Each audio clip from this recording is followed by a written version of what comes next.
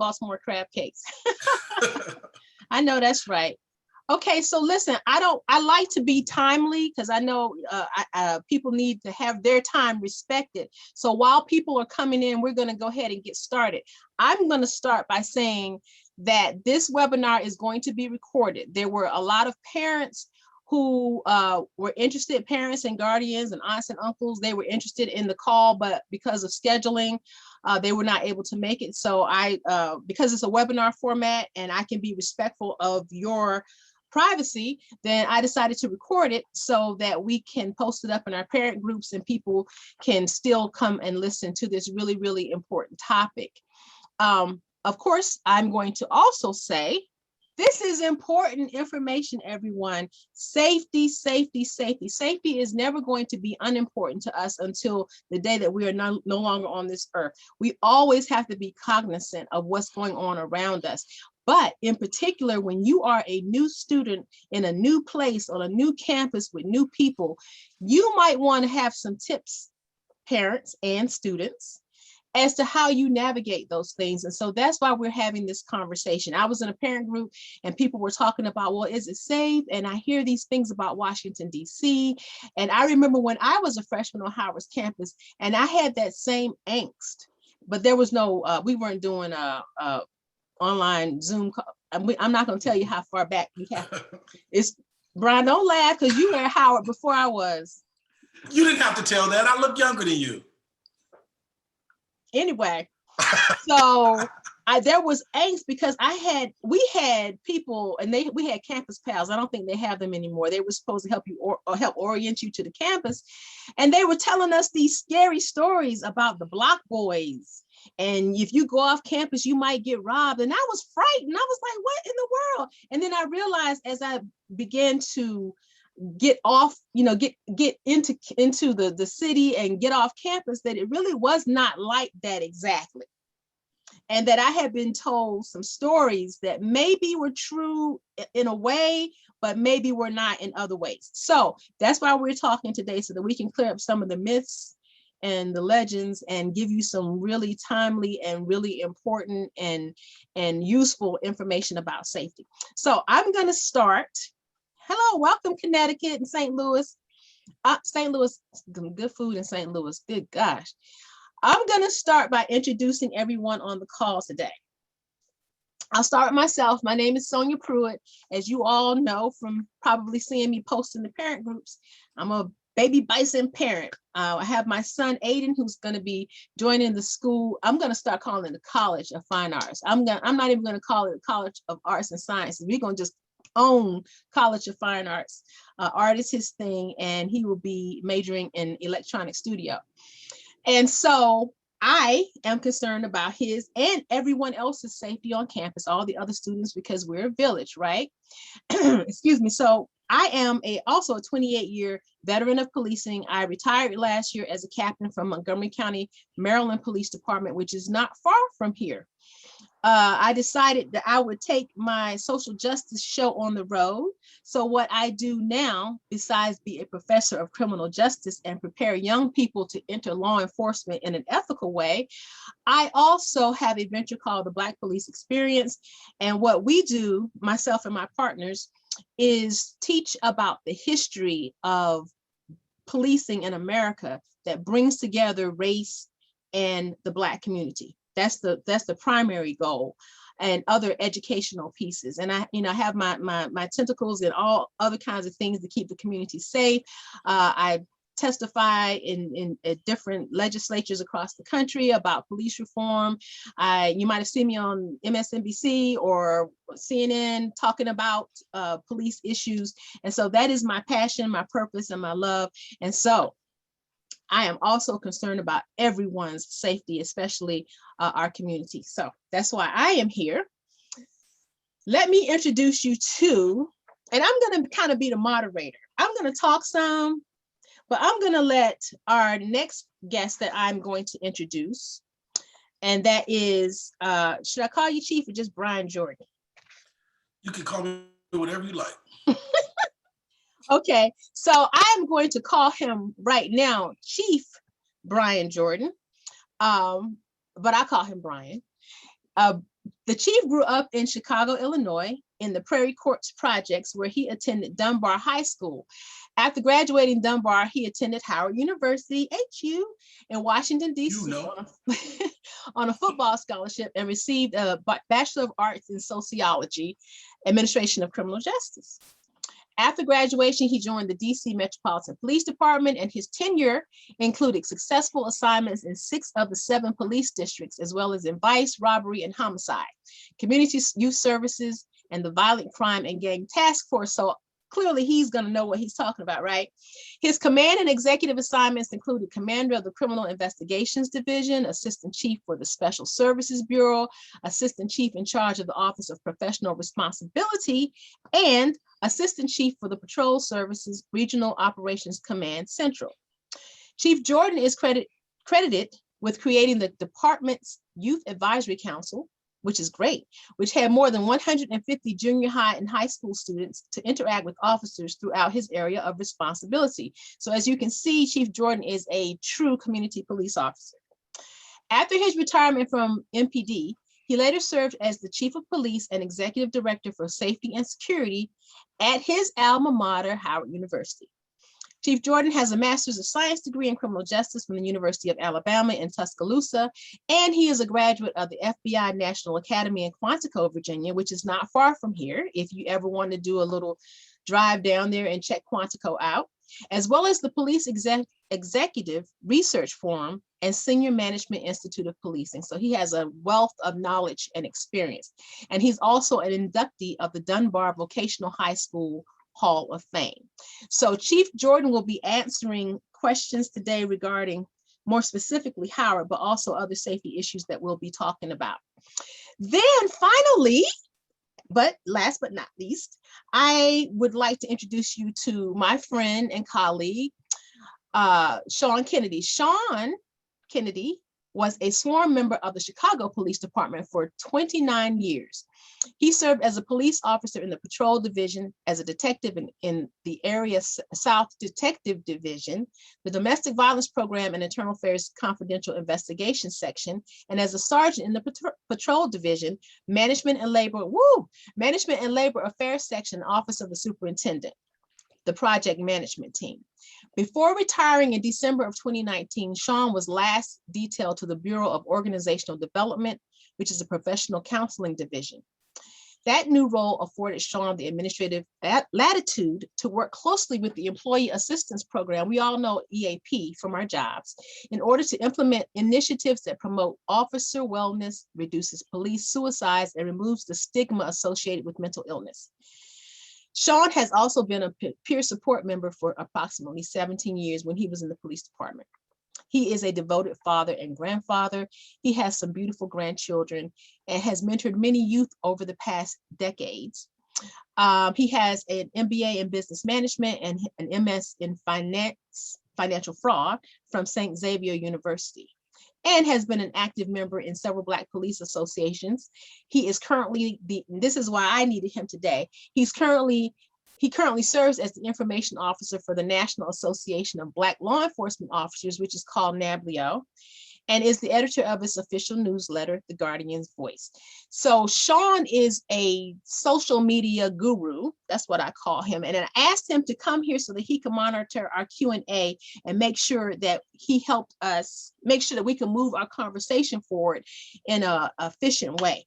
Because I start talking and I can't read and talk at the same time. So he might jump in with a question or two for us and as we are having this conversation. So welcome everyone. I'm glad to see you. And Sean, I see you put my website in the chat. Thank you. Please come through my website. I'm also on Facebook and Twitter. But let's get started. Okay. Make sure you all utilize the Q&A, okay, as we go along. And in case there's something that we don't cover or you have questions, follow-up questions about. All right, Chief, talk to me about why you feel this webinar is important. Well, first of all, I want to say thank you for allowing me to be here with you. It is a pleasure to always come back and be a part of anything to do with Howard. I credit Howard with being the the starting point of where life really begins, because you come here as a young kid and you're around all these smart, intelligent people who you know are going to go on to be significant players in society. And so having the ability to come back and be a part of this is a pleasure.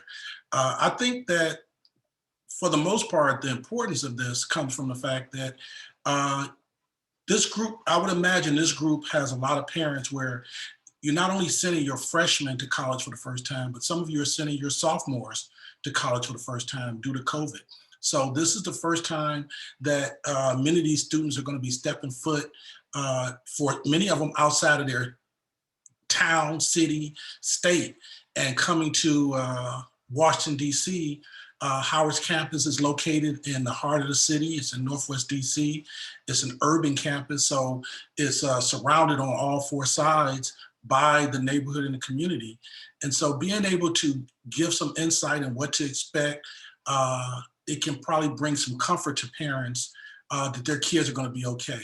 I want to start, before we start, I want to say that I know you've spoken with Chief Marcus Lyles of the Howard Department of Public Safety, who's the chief of police there. I've also spoken to Deputy Chief Lorraine Cottrell, and they both know that we are speaking not on behalf of the Howard Department of Public Safety, but as alumni and law enforcement professionals, and simply trying to give information to parents who's sending their kids to campus. Yes, thank you for that. And yes, I did speak to Chief Lyles. He sends his regards. He was not able to make this particular call, but we did talk about some of the new initiatives that he has developed for the university, and we'll probably cover a couple of those, okay?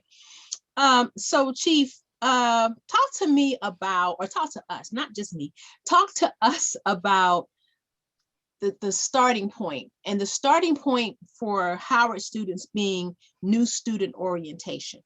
What's important about that? Well, here's the thing, that the first week that, and that's the reason the freshmen come in by themselves, they're a week early. The first week is about learning the rules of being on campus. It's going to be a lot of information thrown at these 16, 17, 18, 19-year-olds. And again, like I said, for many of them, they're going to be coming on campus and they're going to see all these faces and, want to get started in college life. But orientation is essential. It's where they're going to talk about campus expectations. It's going to talk about things that are going to be required of you. It's going to talk about things like Title IX. It's going to talk about, the Howard University Code of Conduct. They're going to make sure that you know about what's called the Blue Book, where every aspect of Howard is laid out for each student, and there's a book that they can have and keep in their dorm rooms, so they'll know about that. So I would encourage your kids where, it's going to be hard to maintain their attention, and orientation is about the representatives coming in and laying down the things from their different aspects, but it's going to be a lot of information. So kids are going to turn around and say, "Maude, they never told me this, they never told me that." It's going to be where orientation is going to be where you were told. And so being able to keep track of those things and know those things are going to be essential. So you just talked about the Blue Book. Is that the student handbook? Yes, it is. It's the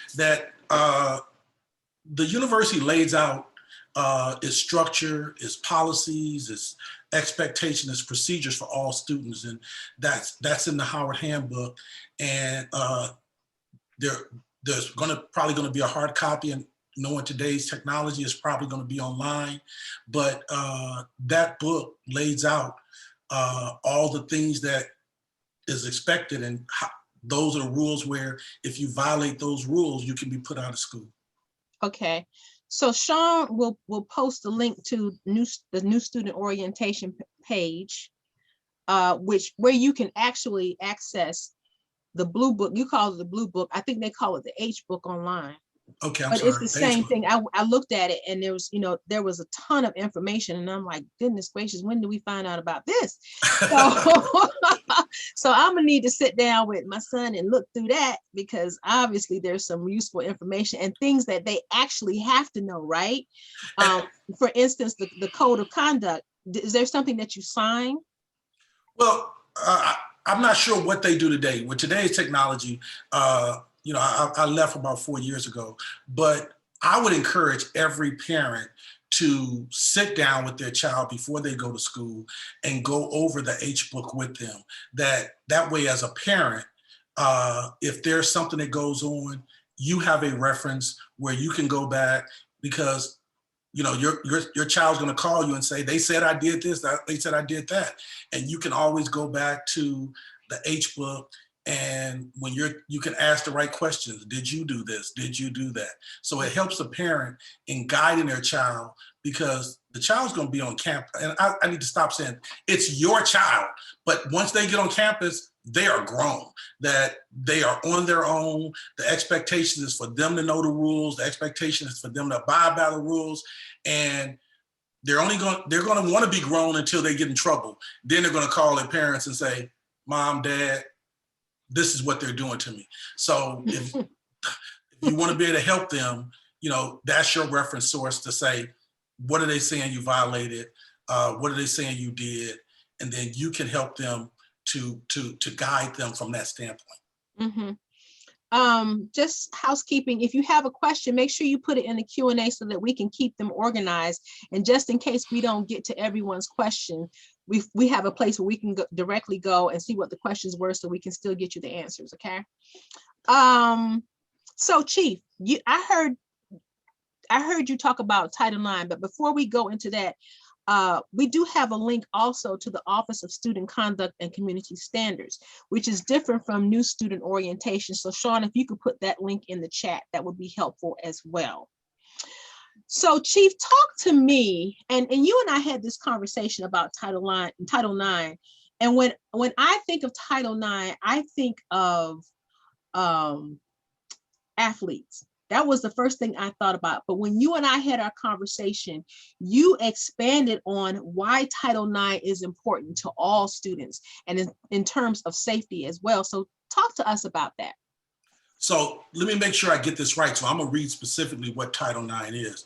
Okay. Title IX of the Education Amendments Act of 1972 is a federal law that states, quote, no person in the United States shall, on the basis of sex, be excluded from participation in, be denied the benefits of, or be subject to discrimination under any education program or activity receiving federal financial assistance. So in its original inception, it was applying to women in sports, the requirement to balance the same number of scholarships for women as there are for men. And that's why you've seen a lot of growth in women's sports where, like, let's take Howard. Howard is a school that has a football program. So as a football program, they provide 85 scholarships for boys. Well, for every boy scholarship, you got to provide a female scholarship. And so since there's no football program, the university has to come up with 85 different scholarships for athletics and for women. And that's what originally was the main crux. But with the evolution of the Violence Against Women Act and the concept of discrimination, it includes the aspect of sexual harassment, domestic violence, stalking, and things of that nature. And so all of that still falls under Title IX. And so when you talk about the responsibility of the university to ensure that all provisions of Title IX is held up, that's where it really gets into the conduct of students on campus. And I'm sure there's going to be a real in-depth presentation when they get there on Title IX about the do's and the don'ts. And the unique part is that the Title IX sexual misconduct aspect was recently updated in May of 2020. And so again, that update occurred while no one was on campus. It came out of the federal government through the Trump administration. And it pretty much changed some of the aspects of how Title IX is handled. So it's going to be critical that the males and the females pay attention when they're trained on Title IX, because it's going to be a real poignant, and with regard to young people coming on campus, this is one of the #1 issues with you hear about sexual assaults on campus. And so Title IX gets into the aspect of not just the criminal aspect of sexual assault, but the Title IX aspect of sexual assault, which is more of an administrative standard and the rules and regulations that guide the administrative standard. That is a really important distinction, and I'm glad that you mentioned that, because it's sort of like policing. You have a police officer could be involved in criminal activity, but then there are administrative sanctions that might go with that behavior as well. And it's important to know what both of those things are. So while today we're talking about safety, we might touch on criminal things, but at some point when we talk about the actual police department and the role of Howard University Police, I think we can talk a little bit more about arrest versus other things that the university will do if you do not follow their code of conduct, right? And that's specifically the avenue that Title IX takes on. You have a lot of situations on campus where young people are finding themselves in situations that can go wrong real quickly. And when I say go wrong, I'm talking about finding yourself in a situation where you thought this was a friendly situation, that the boy or the girl is engaging in behavior. And on college campus, there's a different expectation with regard to what is consent. And so the concept of consent is explicit in Title IX. As in sexual relations consent? Consent with regard to any aspect of a sexual relation. You know, consent with regard to kissing, consent with regard to touching, consent with regard to even to the point of intercourse or any other aspects of it. And the reason we got to be able to have this conversation, because I know, again, this is the transition from child to adult, that young people are going to come on campus, and some of the dorms will have 24-hour visitation. Some of them will have, timely visitation, but you got boys and girls who are in rooms and they're engaging in behavior. And what Title IX says is you got to have consent. Now, this is where it comes to the recent updates in May of 2020, because in the past, when you talked about consent, it was strictly a situation where if you did not get, quote unquote, an enthusiastic yes, that you were guilty of sexual assault and the sanctions that came with sexual assault. And when I say enthusiastic yes, I'm talking about with each aspect of it. But part of the 2020 regulations that change created more of, as you talked about the policing aspect of it, it mirrored more of the presumption of innocent. So now a Title IX investigation has to either use the concept of preponderance of evidence or clear and convincing standard, meaning it's not just was there yes or no, did you get a yes or no, but you have to be able to now prove through a preponderance of evidence or clear and convincing evidence that a sexual assault occurred. And that's a big change.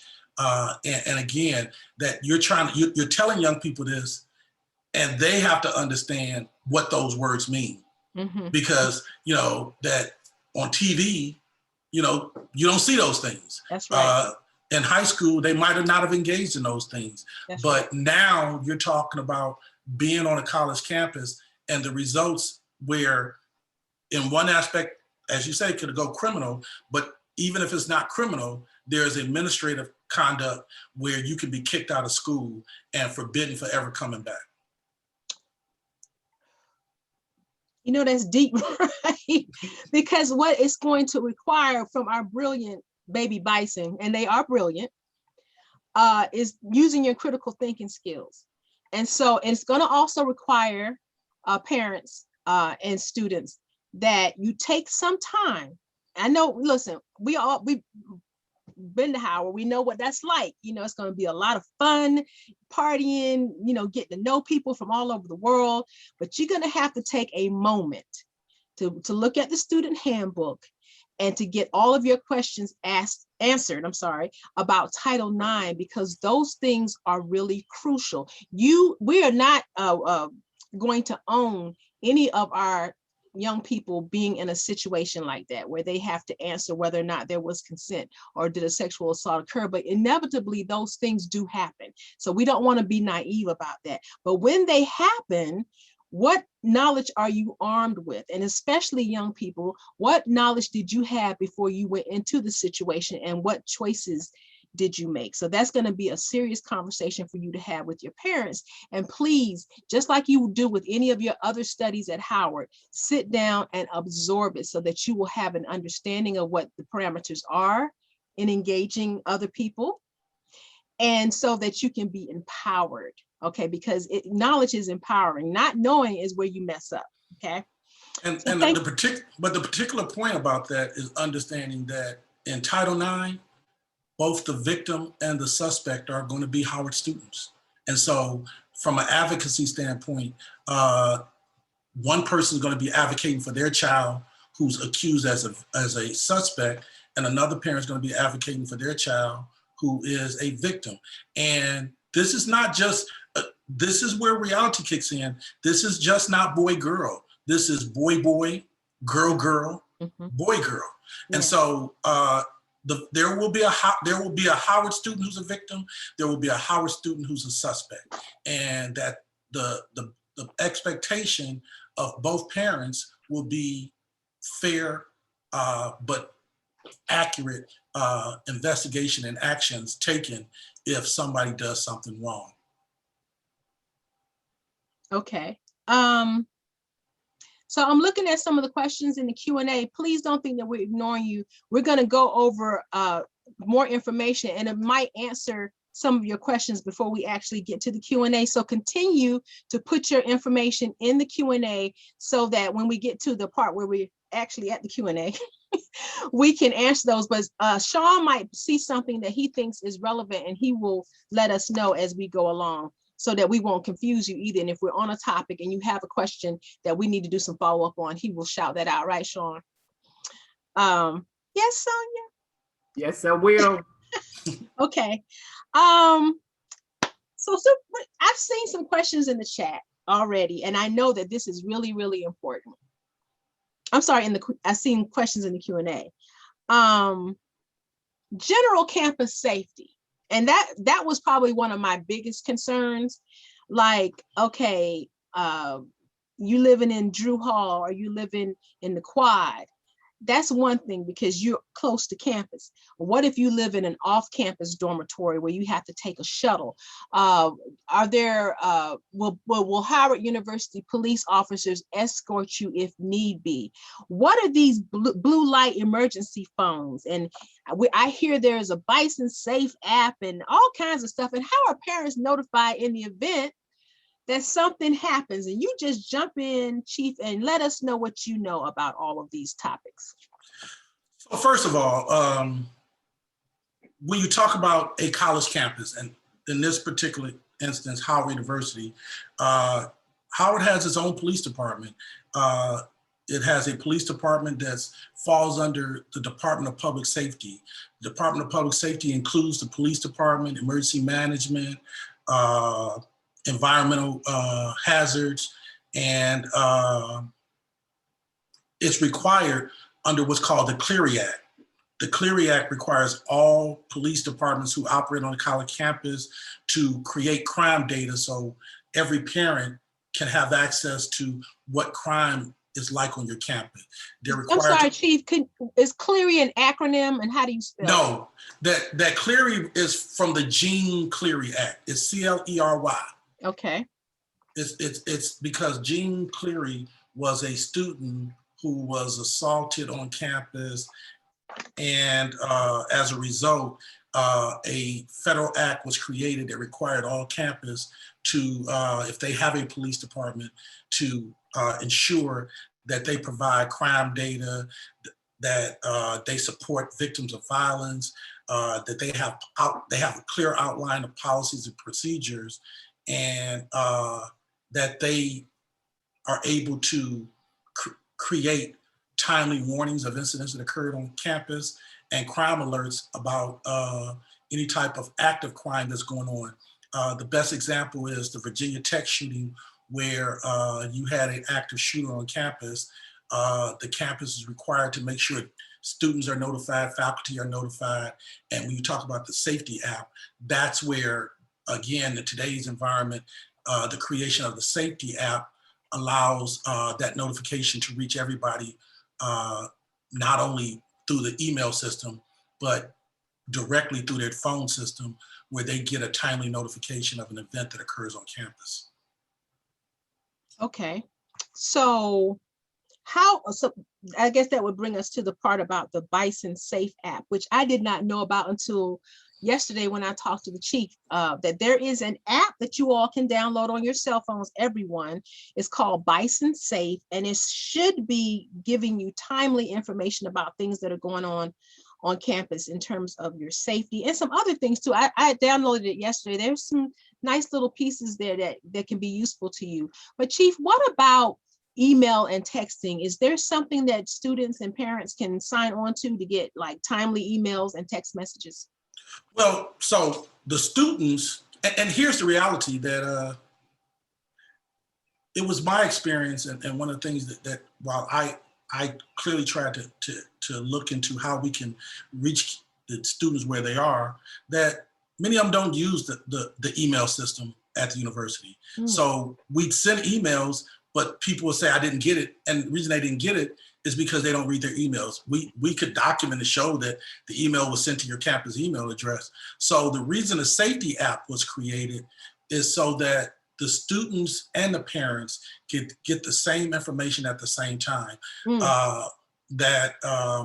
Sending an email to somebody during an active shooting and having them have to scroll through emails to find which email is about the active shooter wasn't the best way to do it. So consolidating everything into an app where parents can get the app, students can get the app, faculty and staff can get the app, so everybody's notified at the same time, gets the same information. If it's a timely warning that says that there was a person that was an auto theft that occurred on the east end of campus, that notification would go out where everybody would know that. And so that, again, going back to the Clery Act, under the Clery Act for timely warnings, there are about 13 specific crimes that the department must provide timely warnings about. Things like homicide, sexual assault, robberies, burglaries, theft from autos, arsons, things like that, where, if it can be an ongoing threat to campus, that everybody gets that information. So I would say that by getting the app, it puts you in a position where you get that information, to include if there was an evacuation based on weather, if there was a shutdown based on COVID, things of that nature. So the app allows parents and students to get the same information. Okay, and so let's say I'm a parent and I'm signed up on the email list, which I am, and I do get those messages. My son, who ain't checking, let me just vent. Because it's not your son. No, don't think it's just your son. That I was on campus and this was a constant. That this is why, as the chief of police, I had to create a Twitter account. I had to create the different, and like they have group emails, just like you have a parent email.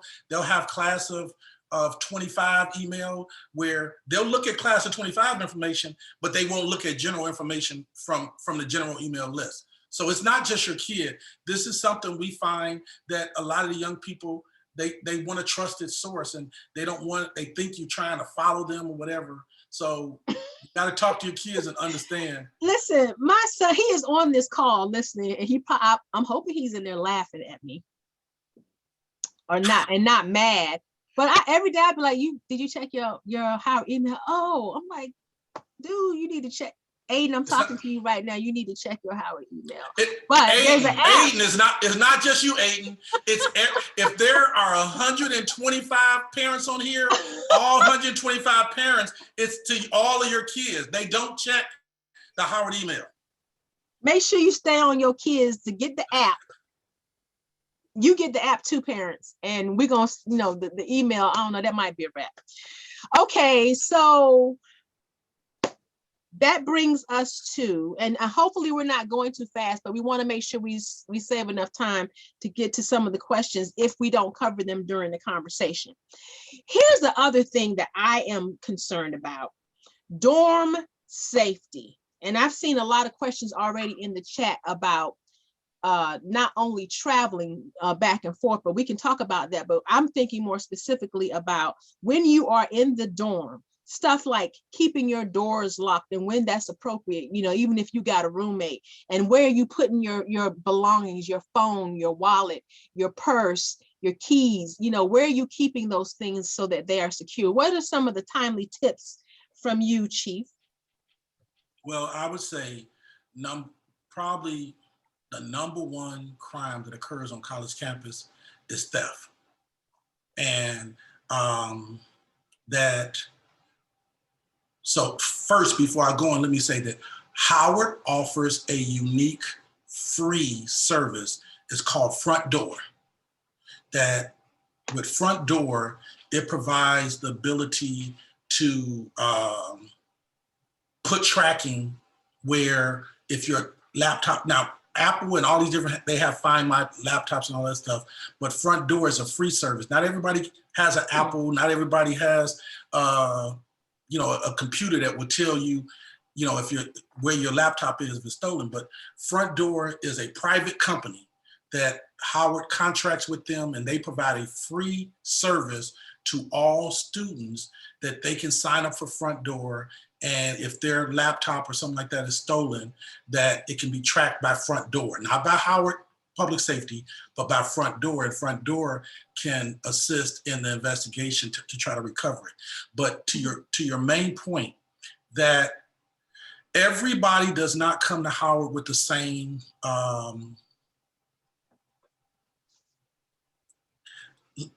money. Speak truth. We all family. Let's talk truth. That some people have a $2,500 laptop and some people don't have nothing. And some people come from communities where if you leave something laying around, they think it's okay to take it. Where other kids come from private schools and campuses where they used to dropping their backpack and leaving their computer and coming back 3 days later and say, oh, I forgot my computer. That these are situations where you got kids coming from all over the country, so thefts occur. Get your stuff engraved. Get a small safe. Engraving. I didn't think about engraving. The Howard Department of Public Safety will do free engraving for you. Oh. You can contact the Department of Public Safety. You can take your phone, your laptop, or whatever over there, and they will engrave it for you for free. A lot of times everybody's laptop look the same, and you say, hey, that's my laptop. Well, if it's engraved, you ain't got to open it, and it's not a privacy issue, and you can see whose laptop it is. Even if you don't get it engraved, put something on it that separates, that makes yours look different from the next one. iPads, those are things that people, there's some dorms that have community showers. So you got on a robe and you run into the bathroom to take a shower and you think, I don't have a key, so I'm gonna leave my door unlocked. Well, somebody can go in your room and just gather up whatever they want and leave. You still lock your door, but if you don't, have a small safe where you can put your wallet, you can put your keys, you can put your money, you can put your phone and things like that. And, that even though, of course, they can pick up a safe, but they can't get in it. And again, if it's engraved, there are certain things where you find it and they haven't been able to get in it, you get your stuff back. So be conscious that everybody's not your friend. I know that you might have 3,000 friends on social media, but everybody's not going to be your friend on campus, and people will steal from you. and theft is the #1 crime on campus. So what about renter's insurance? I think anything that can help you recover a loss, because victimization does occur, but if you can have renter's insurance that will make sure that you can get some money back, because the students, even if they get their laptop stolen, most of their college career is going to be on their laptop. And so the goal is going to be to try to get it back, make sure that they keep their stuff in the cloud, where if they are a victim, that if they kept their information in the cloud, they get a new computer, they can just download it back to it. But renter's insurance will help you in a timely way get the money to get them back on their feet. So, okay, so renter's insurance, engraving, how about a small safe? Yes, I recommend a small safe. I think the small safe. Did you say that? I'm sorry if I missed it. I did. What kind of safe? Again, something that can fit at least the size of an iPad in. Something that, because if you depending on how big your laptop is, it might be the size of an iPad, but you can find a small safe that you going home for the weekend, you put your laptop in a safe, you put your iPad in a safe, things like that you don't want to take back and forth every time you go. Okay, that makes sense. I like what you said, that you pointed this out. We having real, someone in the chat says that your homeowner's policy may extend to your child's dorm. Mine does, but what I decided to do was get a separate policy through, I can't think of the name of the company, just for my 2 sons who are going to college, and everything that they have in their dorm room and all the things that they are taking to college. You can get an actual, and it's very, very, very, very cost effective. So do some research on your own homeowner's insurance, and with private companies, just do a Google research. I apologize, I don't know the name of the company that I chose. I think it was Assurian, just like the phone Assurian. But there are other insurance companies that will handle that. So we are talking about safes, dorm safety. And I was getting ready to say, Chief, I like it that you talked about basically who can you trust, right?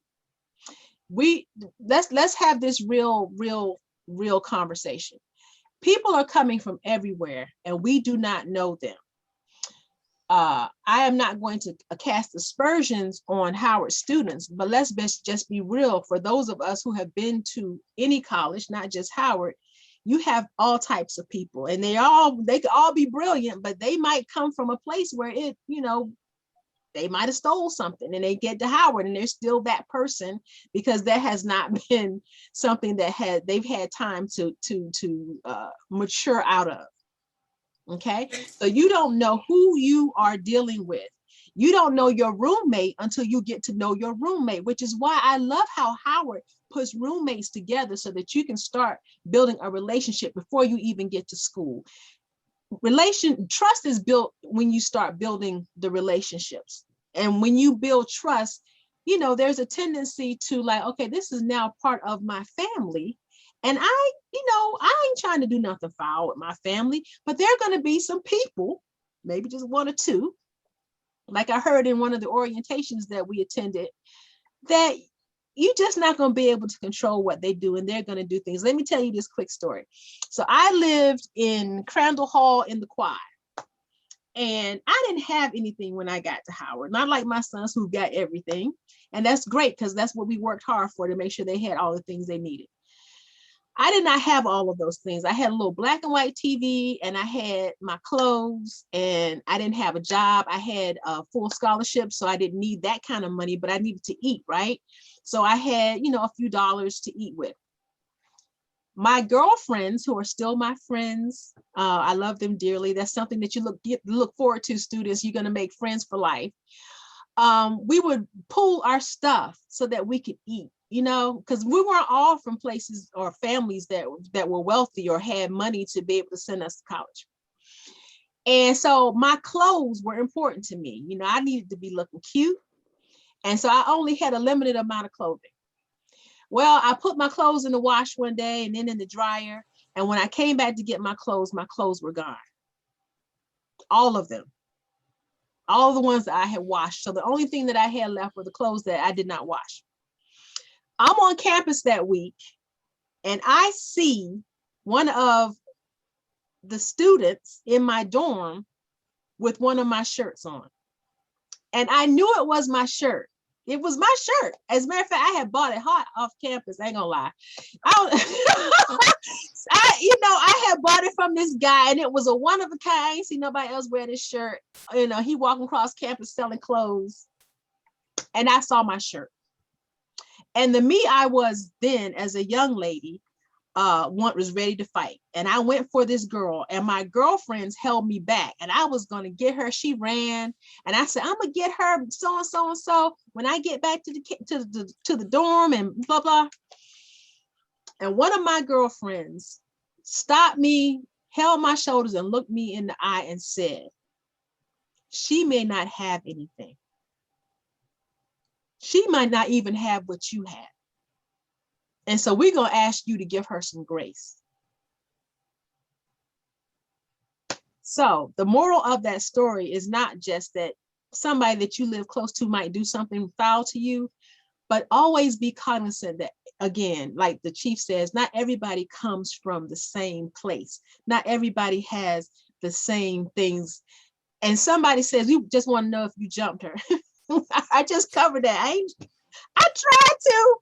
But it's good that my girlfriends held me back. So let's just take care of one another. That's the moral of that story for me.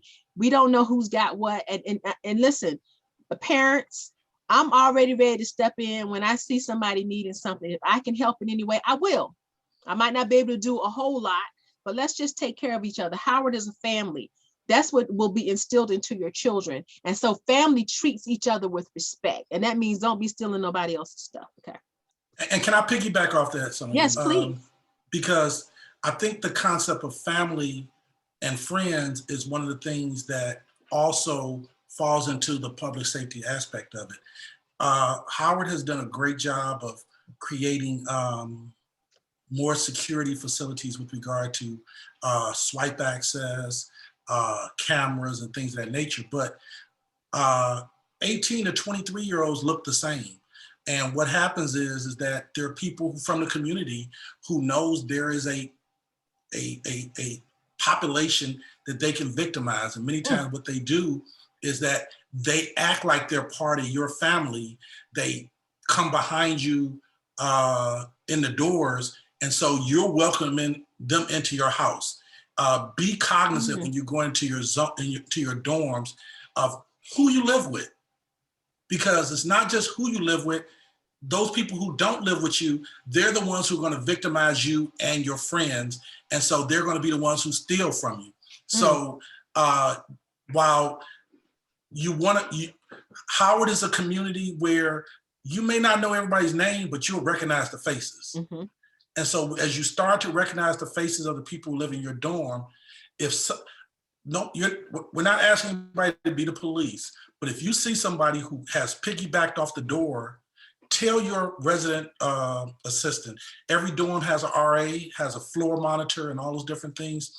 Those are people where you see something, say something. That's right. Because if you don't say something, it's going to be your laptop that's stolen by them. It's going to be your friend's laptop and you were a party to it. And you're only going to say something afterwards. And not, the goal is not to create fear. The goal is to create conscious that for many of these students, it's going to be the first time that they're not under the guidance of their parents. Many of these students will be young people who was dropped off at school and picked up from school every day. That they never have been on their own.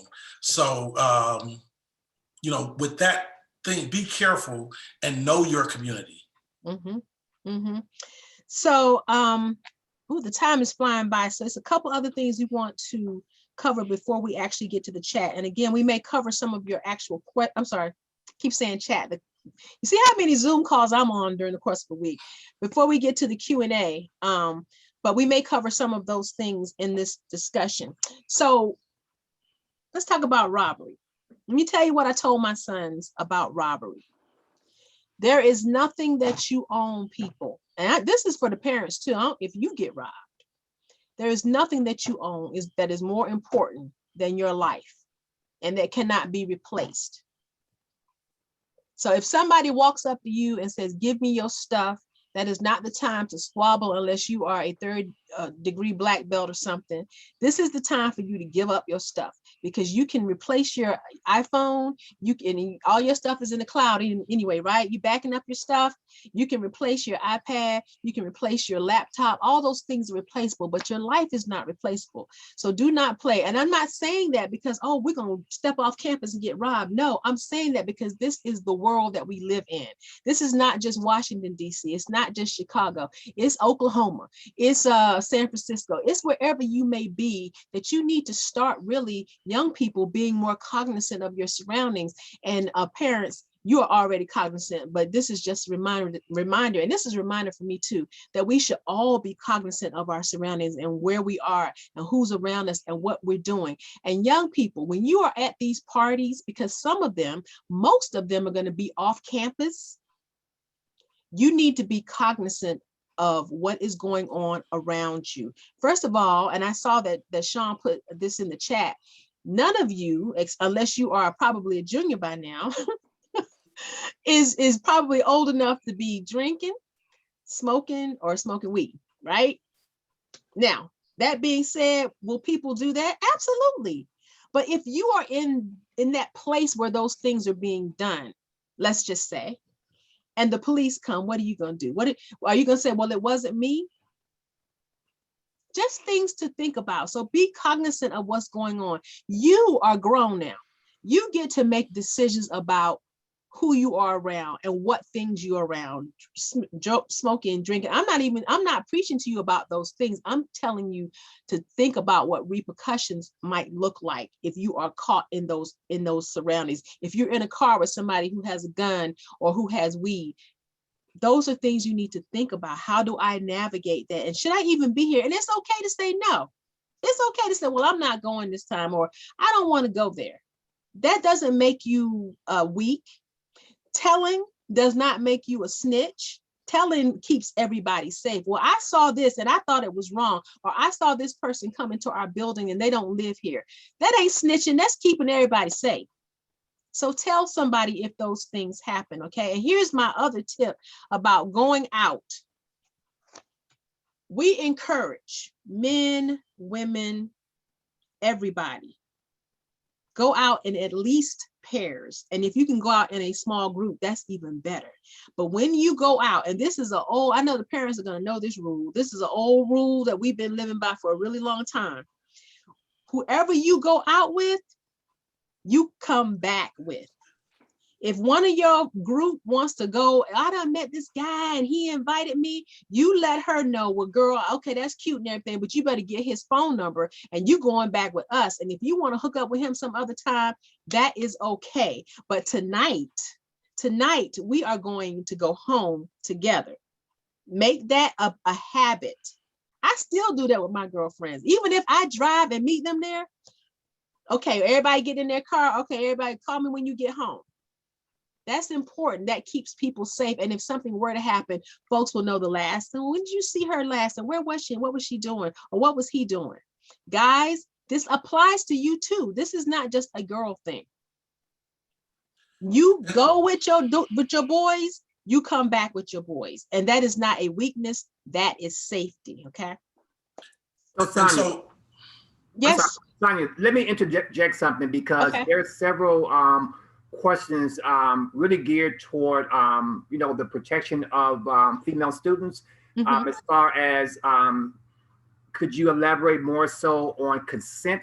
But in particular, there's one question that says, how does Howard currently address sexual assault? What advice can you give new students to be aware of? And of course, sexual assault can be against men and women, but the students need to also really understand that a lot of times when a female in particular will report sexual assault, whether it's on campus, jobs, or whatever, a lot of times they get re-victimized by reporting it, and a lot of times retaliated against. And could Brian in particular speak about that? Because there is one incident that someone actually called before Vice, where a victim advocate went with a student to report it to the campus police, and the particular campus police officer seemed to be very indifferent about it and really simply hadn't done anything. And I actually advised them, if the campus police is not taking any action, always make sure you report it to the chief of the campus police, as well as to the local policing agency where that campus is. So Brian, could you speak a little bit more as far as how Howard addresses sexual assault, and what advice would you give new students, whether it's male or female? Sure. So what I'll do is I'll go back and talk about when we earlier talked about Title IX, because Title IX was basically the format, and we talked about campus sexual assaults. So let me try to spell out that there are 3 ways to report sexual assault in the District of Columbia if you're a student at Howard University. One is a criminal sexual assault that goes to that can go directly to the DC Metropolitan Police Department. They have a sex offense branch that investigates all sexual assaults, whether it's of a criminal nature or non-criminal nature. The second part is campus police, that when you report to campus police are sworn police officers. If a campus police doesn't act professionally, doesn't do their job, there is a aspect where you can report misconduct. You can report misconduct of an MPD officer. You can report misconduct of a campus police officer. But that's the second way to report a sexual assault. But to your parents' question, that there's a third aspect where a person who's a victim of a sexual assault, it's not their intent to get involved in law enforcement, but they want action taken against the perpetrator.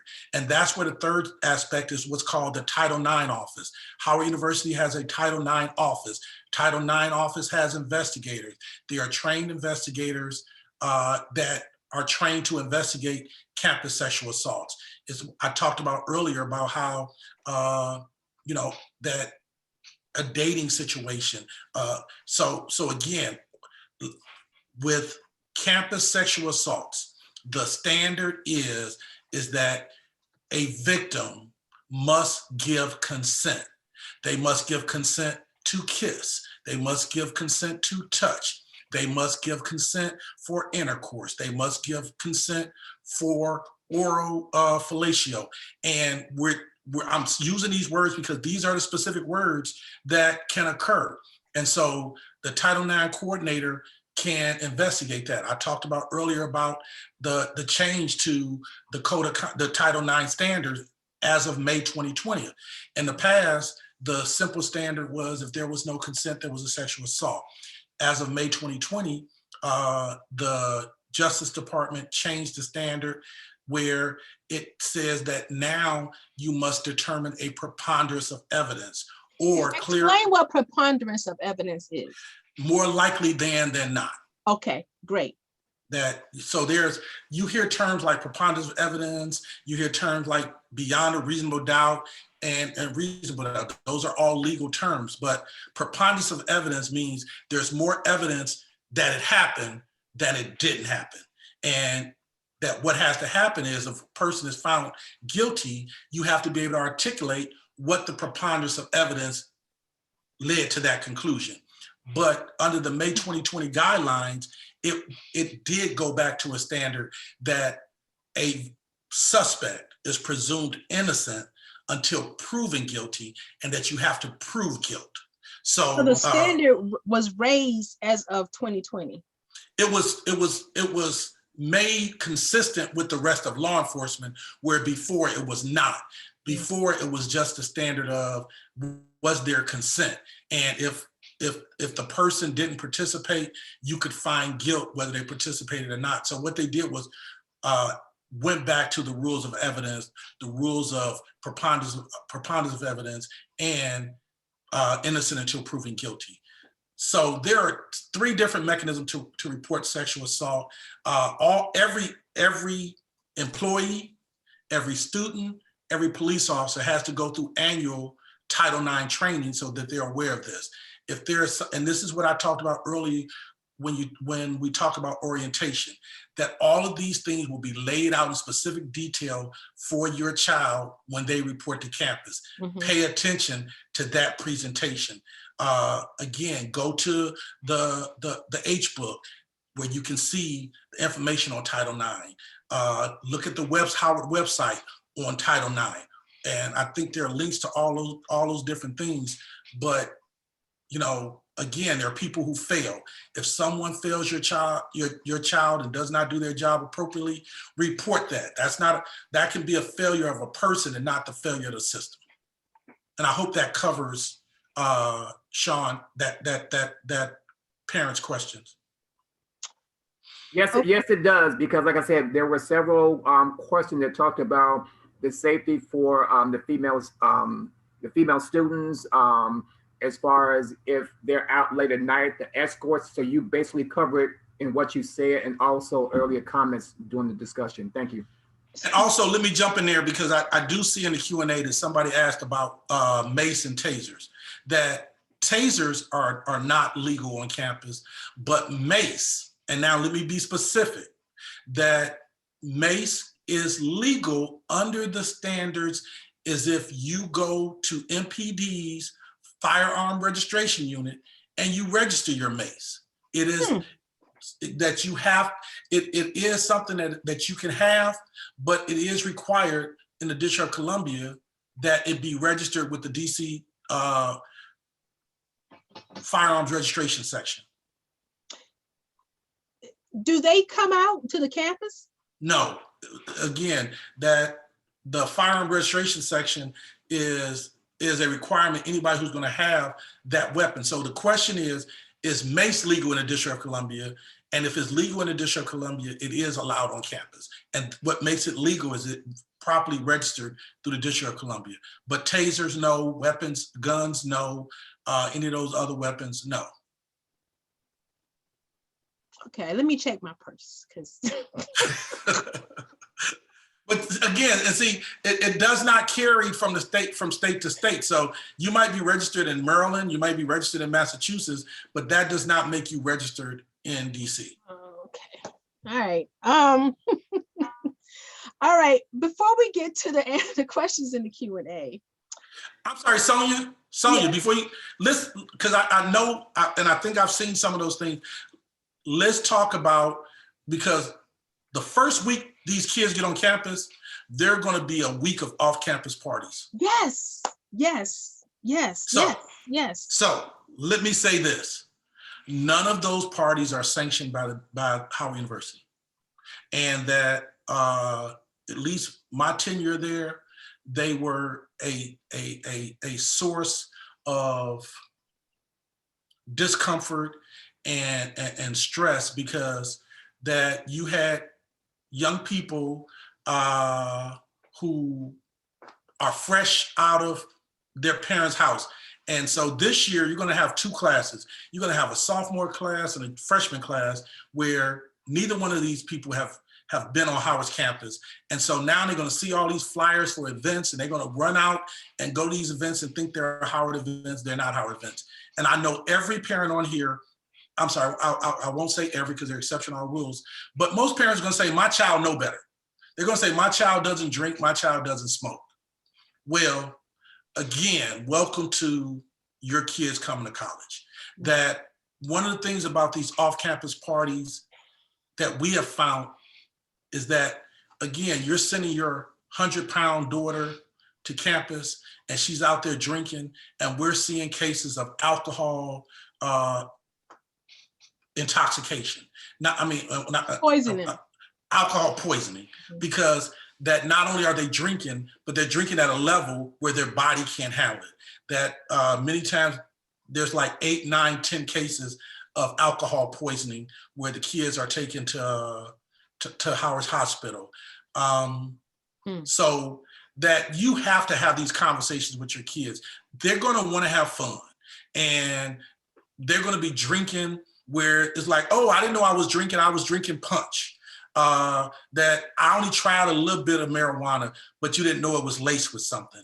That these are the first time your kids are going to be leaving, because the difference in coming to school is that they may have been worried about the smell of marijuana on them, so they're not going to do it because they're going to come home to your house smelling like marijuana.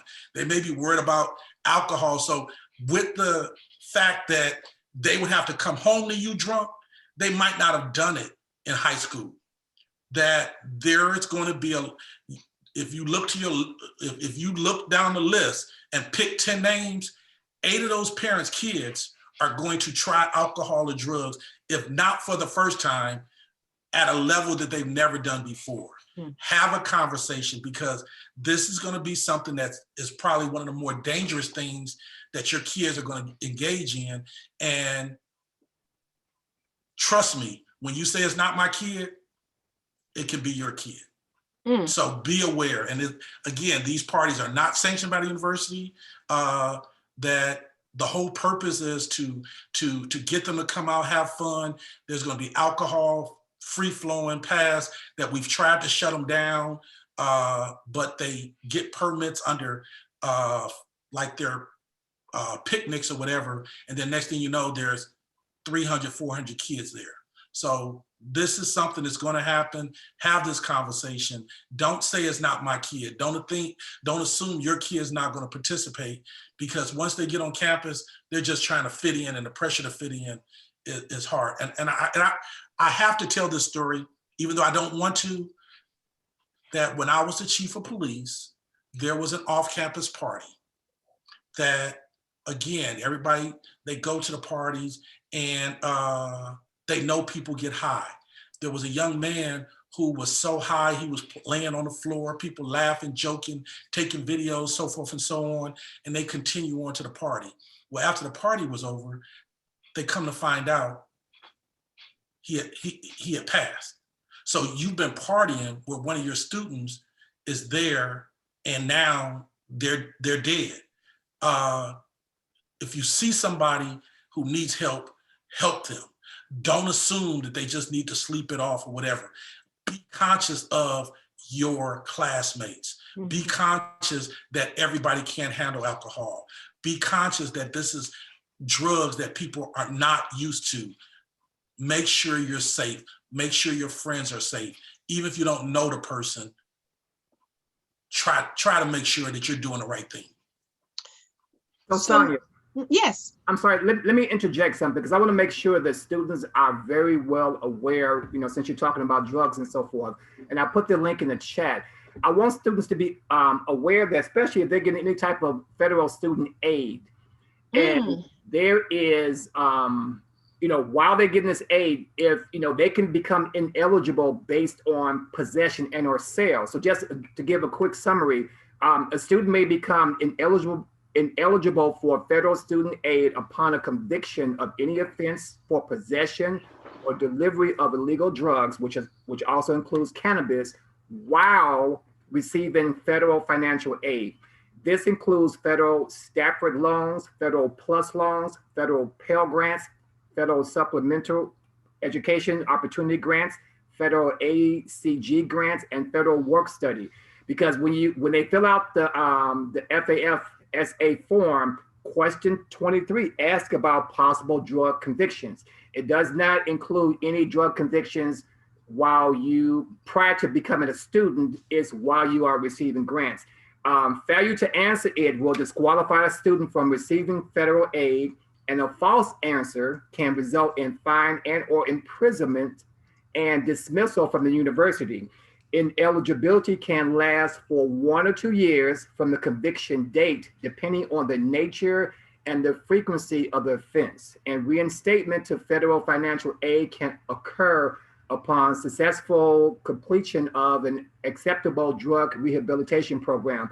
But be cognizant that ineligibility can also be for an indefinite period of time. So I want to stress that to the students, because you all are young men and women, and you all are at the age where you are going to be held accountable for certain things that you may do. And it's always important to know up front you know, what the boundaries are and how this can affect your ability to receive any type of federal student aid. So I just wanted to put that on your plate. So when you get a chance, check out the links just to get a better, clear picture of how being even in possession, not necessarily selling it, but in possession of illegal drugs such as cannabis, where you're going to be at in Howard, can affect your eligibility for federal student aid. Thank you. That is such a great point. And not only that, but let's talk about these scholarships that many of the students have. Your scholarships are going to be tied to your conduct at the school, and you can lose your scholarship by not only having some weed. You know, they're legalizing weed, right? That's what you're thinking. But there are going to be parameters to being able to hold on to your scholarships. And one of those parameters is a grade point average. And you can lose that if you ain't paying attention close enough, if you get distracted, if you start partying too much, if you getting high, you drinking a lot and you're not doing your homework. Those things are important. And I know that parents are not sending their children to Howard, of the Mecca of all places, for you to fail out because you were not paying attention closely to your vices. Okay, which actually brings me to two other points. Brian Chief. I've seen a lot of questions in the Q&A. And by the way, everyone, if you have a question, make sure you put it in the Q&A so that after this call, if we don't get to all of them, we can still get back to you. We want to make sure we keep them. We don't want to have to go through the chat trying to find questions. We want to be able to have them in one place. Somebody has asked, and maybe more than one person, about if you live off campus and you're trying to traverse the city trying to get to campus back and forth, or if you're coming back to campus from someplace that's off campus, how does the campus police play a role? Will they escort you to your dorm after you park the car in the parking lot? What kind of public transportation? Does the university offer shuttles? So the university shuttle program was originally associated with shuttling students from off-campus dorms to on-campus dorms. And it was simply a round robin from the dorms. I'm not sure today because all of the Howard owned dorms are on campus. So I'm not sure what the status of the shuttle situation is, but there are a couple of off-campus apartment facilities that partner with Howard, and they provide shuttle services. With regard to escort services, again, earlier I talked about the Clery Act, that the Clery Act also creates what's called a Clery geography, which means what is the geographical definition of your campus. And so because the Howard University Police Department is an agency where they're commissioned through the DC Police Department, their commission only allows them to patrol the Clery geography in which Howard is made up of. So with regard to escorts, police escorts off campus, they're not really legally allowed to go off campus because that's outside of their Clery geography. But there are escort services associated with the university. We talked earlier about apps that, I remember being a student, and I remember that, of course, somebody will come visit you. It may start at 7 o'clock, by the time they leave, it's 10 o'clock at night. That if, again, as a parent, talk to your kids. I know that the rules are different. The kids see things today, but there are campus expectations. There are general expectations of living on campus. If you go see a guy in a dorm, make sure he walks her home. Say that again.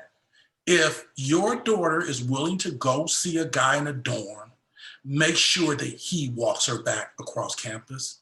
That if he doesn't, again, that create friends, that if you're going to go visit somebody, that text somebody and say, I'm going over to Sonia's across campus. Text them when you get there.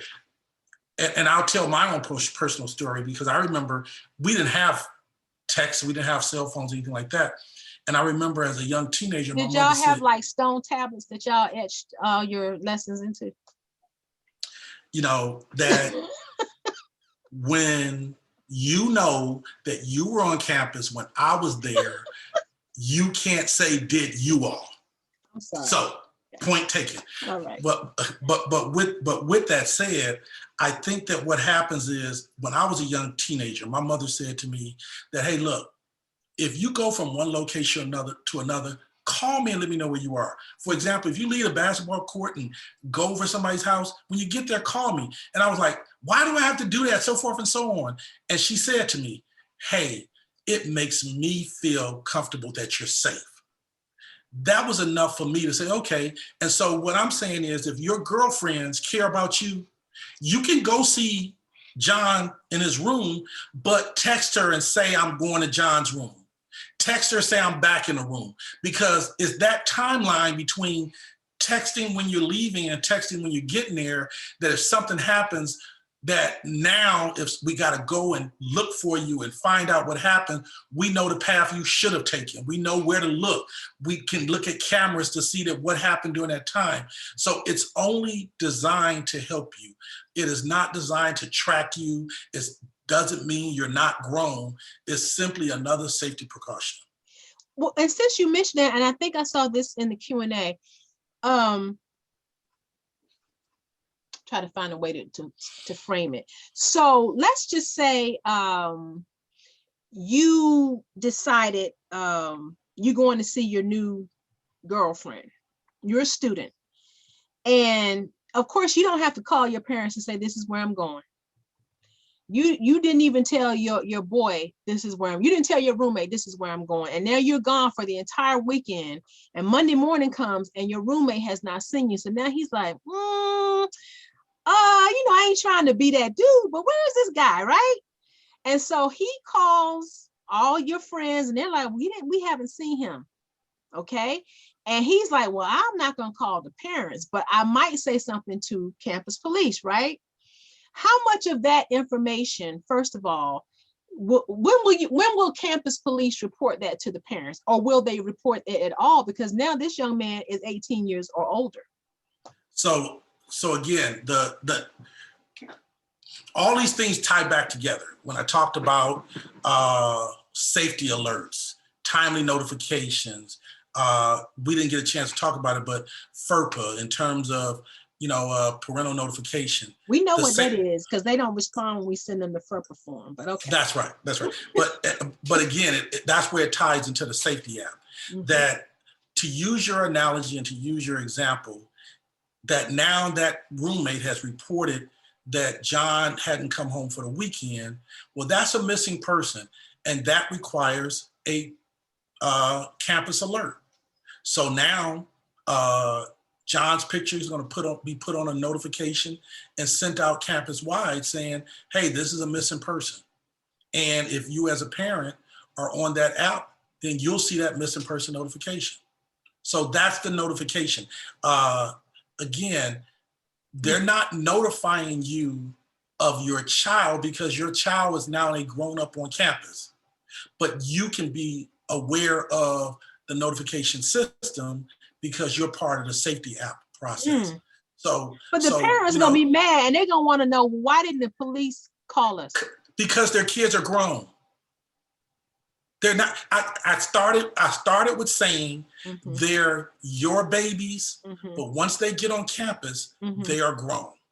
And so that makes it important that you communicate with your young person before they even get to campus and say, look, I ain't trying to track you.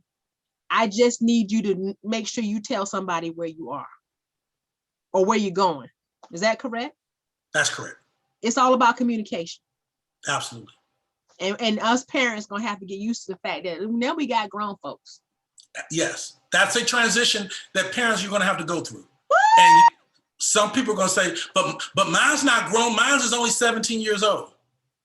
Well, again, that like we used to say, they have a valid certificate of registration. So Sonia, let me introduce something because I have a couple of questions in the Q&A that's actually asking about mental health, mental wellness, which is a very important topic because for young people in particular, they're at a stage where besides the hormones and everything being introduced to them, a whole new campus life where they have more independence from their parents and so forth. And it can become overwhelming, especially with the parties and trying to fit in or whatever. So we still have a mental wellness issue for anyone at any age, but a lot of times students may not want to seek help, because they may not want to be identified as what people might say crazy or whatever. And like I said, everyone has gone through something, whether it's this anxiety from an upcoming final, what have you. So two of the questions had asked, what role does HU hospital play in wellness and safety checks? Do students go there for wellness? And also mental health wellness check. What if you are concerned that someone may hurt themselves or others, suicidal or homicidal? How do you report it? What's the avenue for students to either help themselves or help a fellow student? Okay, let me try to take this in part. That Howard University has a great student wellness program. My last year on campus, that out of the 10,000 students at Howard, more than 2,500 have participated in that year in accessing the university's wellness program. So there are a lot of students, and your point, Sean, is absolutely right. There are a lot of students that have trouble adjusting. They have trouble because, they've never been alone. They've never been in a situation where they didn't have somebody answering questions for them.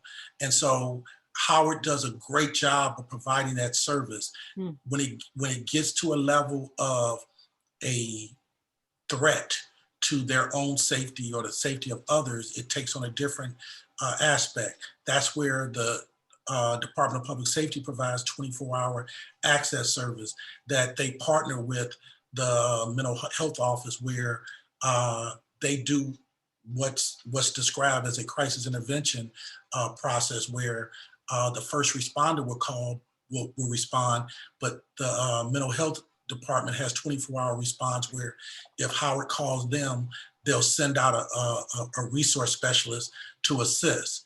That with the university being connected to the Howard Hospital, they have a psychiatric unit attached to the hospital, and students can be admitted into the psychiatric unit at the hospital. So that's an aspect that that Howard's well aware of, the Department of Public Safety is well aware of, and that they've created a crisis intervention plan to deal with students who have those issues.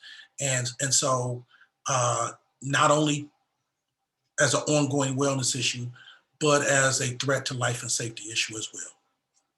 Because what's very important, when you think about just, municipal police or whatever, and you hear about it on the news a lot of times when people are having mental episodes, for not taking the meds or whatever it might be, that when a family member or say in campus where you have to actually reach out and call for assistance, there have been so many different cases where when the officers respond, instead of conducting a wellness check or helping the individual, they actually treated the person as if they were a suspect. And that has resulted in victims who actually needed some assistance actually getting hurt and some fatally injured. So hopefully that the individuals from the campus who are able to respond has the necessary training to understand that this is someone who may be harmful, but still in need of assistance, and should be looked upon as a human being, as a student, and get them the resources that they need to help them, as opposed to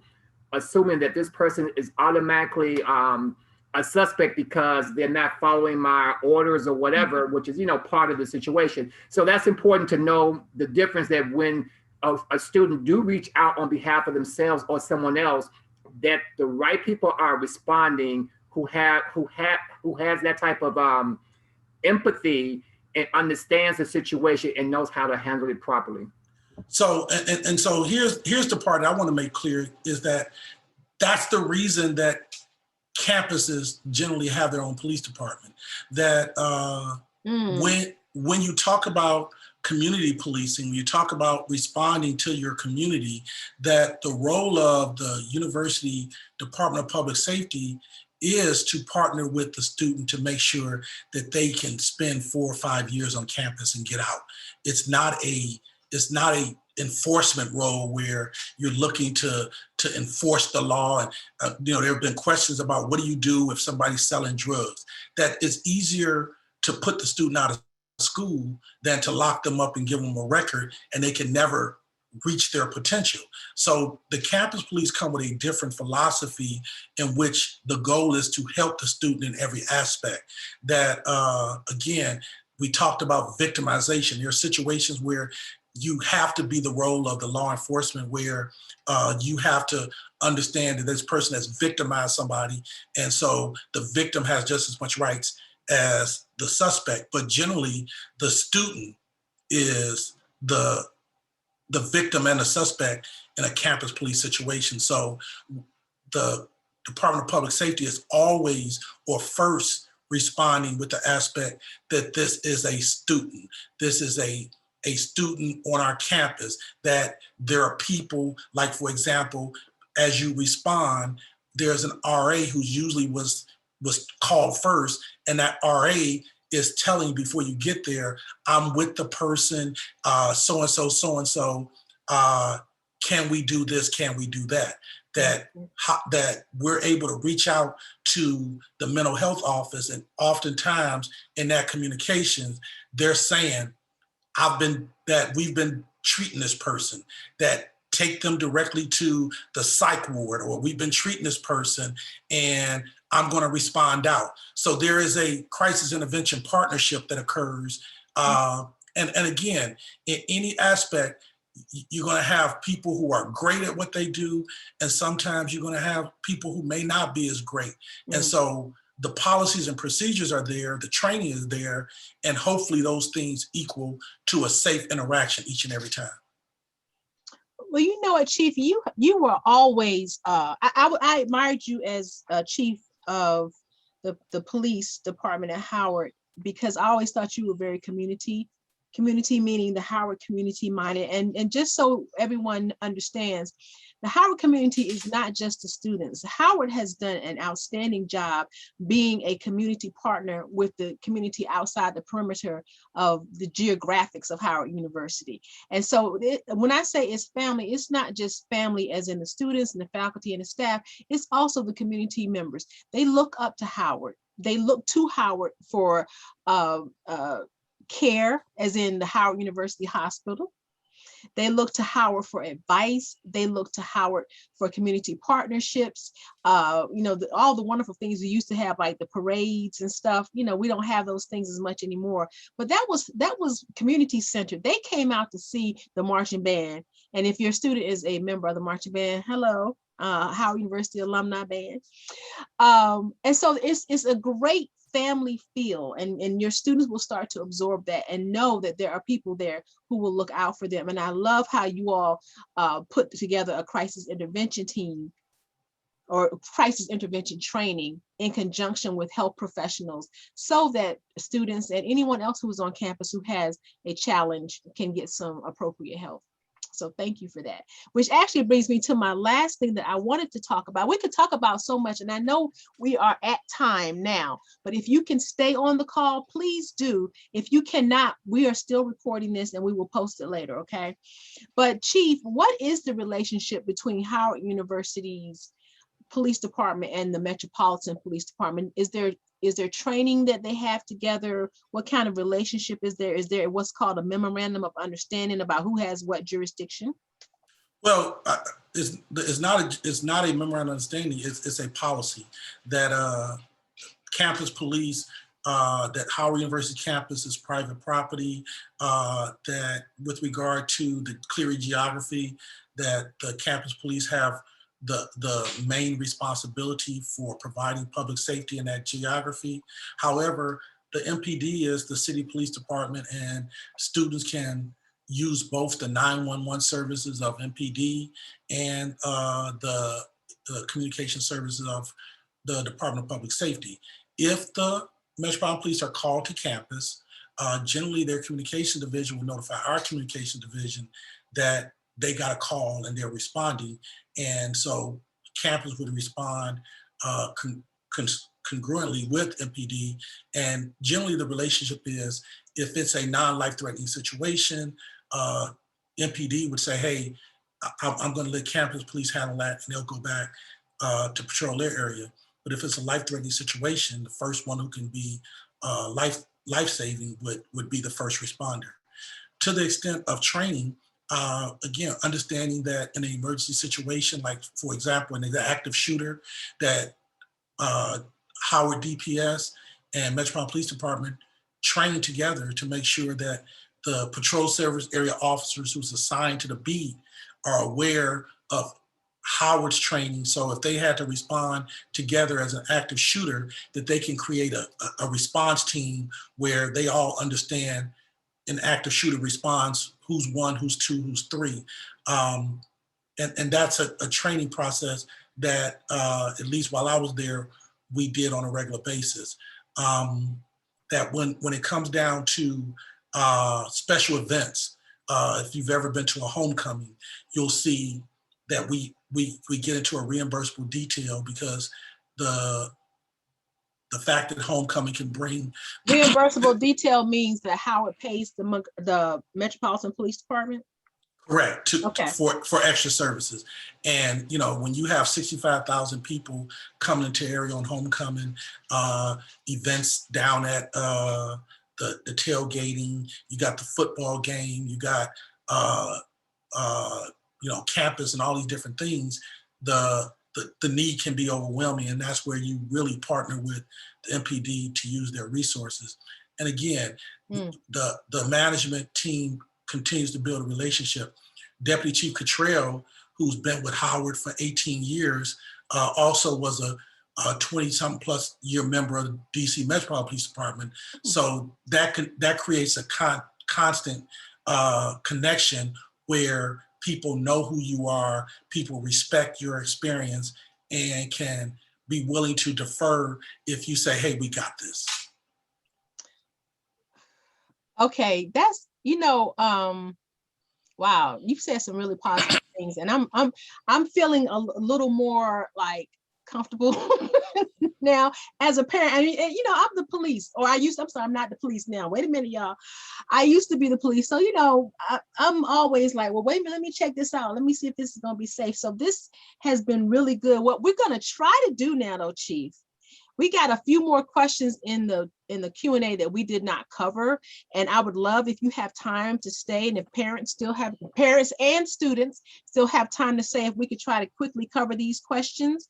And if there's anything else, you all know how to contact me. You see me in all the parent groups. I'm just, I'm everywhere. So all you have to do is reach out to me, and I'll try to do what I can to answer anything.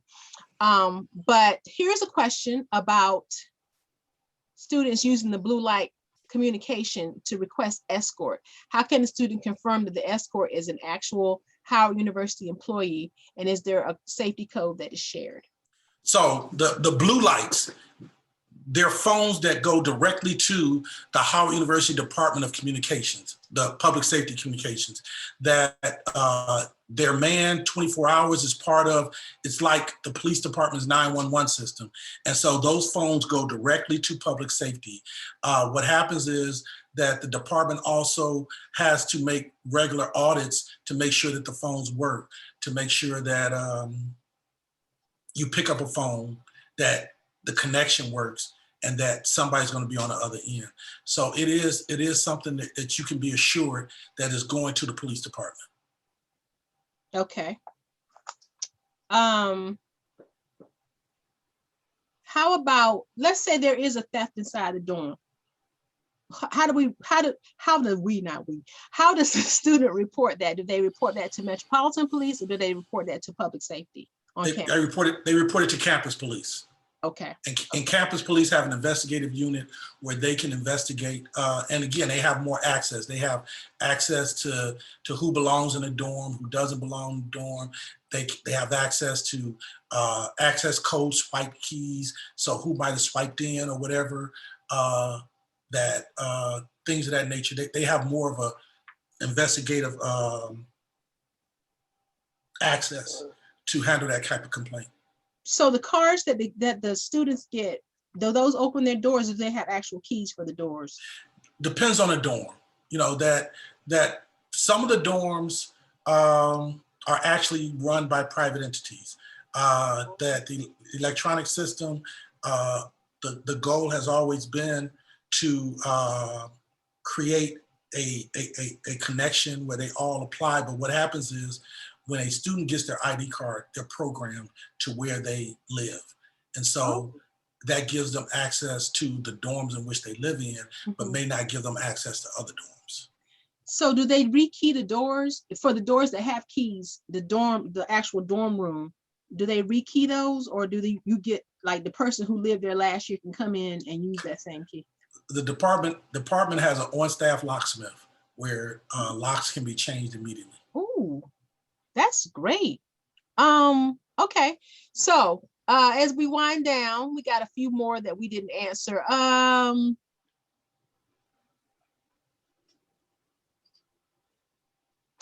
Okay, so this is really important. I'm trying to do this really quickly. Date rape drugs. We talked about drugs, but what we didn't talk about, but you and I talked about yesterday, Chief, like when you go out and see, I still do this. People, young people, older people, parents, grandma, everybody, when you go out, you do not leave your drink sitting anywhere. Now, if your friends are sitting there and you trust them, I understand that. But if it's just you, or it's just a couple of you and one of you wants to go to the bathroom, I know how this must sound, but my drink, either I'll chug it down or I'm taking it with me. Why? Because people can and will slip what we call mollies into your drink. We do not want you to be trying to be responsible and you drink your drink and you left it somewhere and all of a sudden now you pass out, you're unconscious, and you wake up somewhere where you're not supposed to be, or in a situation you're not supposed to be in. Be responsible for your stuff. Okay, be responsible for the area that surrounds you. Know what's going on, your purse, your wallet, fellas. Don't just stick your wallet in your back pocket. There's some professional pickpockets who will have your wallet so quickly. Know where your things are. Be cognizant. Take you might want to take your credit card and your license out, fellas, and stick that in your pocket. I don't know if people are carrying cash anymore, but you need to have that close so that people, if they got to get it, they got to really put their hand in there. Those sorts of things that you might want to be concerned about. So be careful. People can put drops in your drinks, in your food. Keep your eyes on your things. What do you think about that, Chief? Again, I wish there was a list of drugs I can say to stay away from. As we talked about earlier, the reality is that, at least I would think in this panel, that there is nobody in this panel whose kid is old enough to legally drink. So that it could be a soda. Yes, it could. It could. And that's why you have to we go back to the central point. You are no longer under the protection of your parents. You have to act grownish, to use the example from the show. And when acting grownish, you're going to do things that you shouldn't be doing. And the more often you put yourself in situations where you are vulnerable to be exploited, there are people who are professional at this. Yes. I don't care what the drug is. I don't care what the drink is. If somebody's trying to victimize you, it's their intent to victimize you. Be aware of your surroundings. Be aware of who you with. Be aware of what you take from somebody. That everybody's not your friend. That people have motives. Again, we've talked before this meeting. We talked about how, as a young person, you think that you're making a good decision, and afterwards you say, wow, I'm glad I survived that. That's right. that That's right. it only takes a minute. And that's why it's called victimization. That you could do everything you're supposed to do and be a victim, or you can just be laissez-faire and be a victim. The goal is to make you aware that you're no longer in high school. This is real life. This is grown folks' life, and always be aware of your surroundings. And we're not saying this to scare anyone. This should empower you. Information should be empowering. Knowledge should be empowering. With that being said, though, we have gone over almost 15 minutes, and we probably could go another 15, but I really want to be respectful of people's time. So what we will do, though, is if there were a few questions in the Q&A we didn't get to, and we will do our best to try and answer those when we post up the actual video.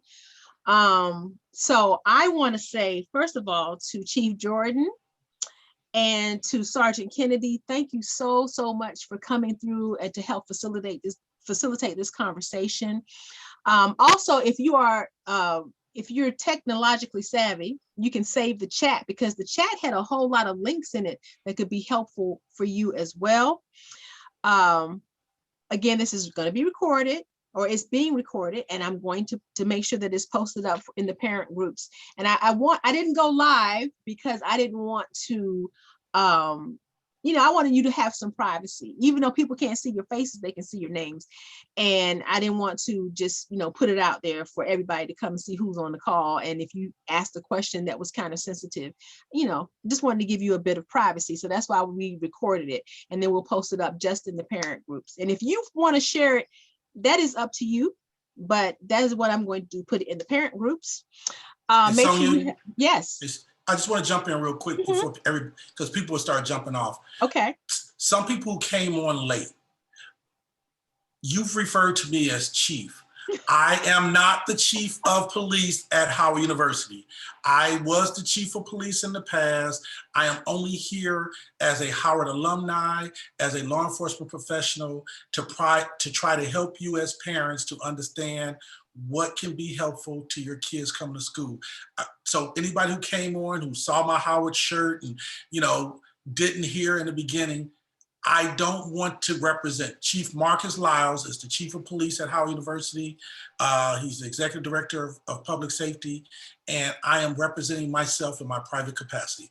Yes, and so am thank I. You. Yes. And thank you for allowing me to be a part of it. Absolutely. And let's be clear about it. This is not a Howard sanctioned call. This is a Howard family call. This is a Howard family hosting this call for Howard family. Okay.